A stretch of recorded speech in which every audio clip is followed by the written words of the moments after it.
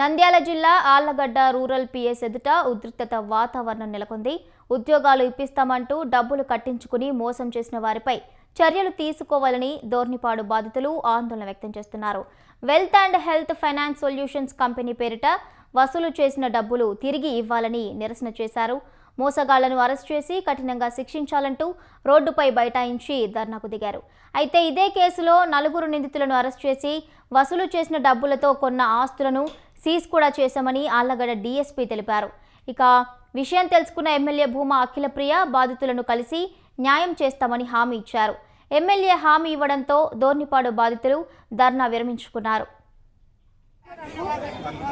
సోమవారం వరకే కదా హాలిడేస్, సోమవారం వరకు హాలిడేస్ ఉన్నాయి.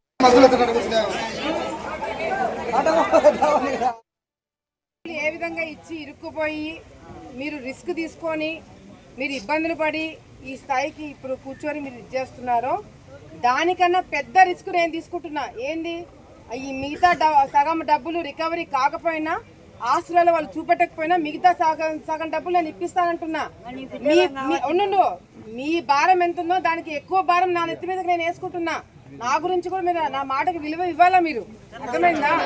మీకన్నా ఎక్కువ భారం నా నెత్తి మీద 15 కోట్లు.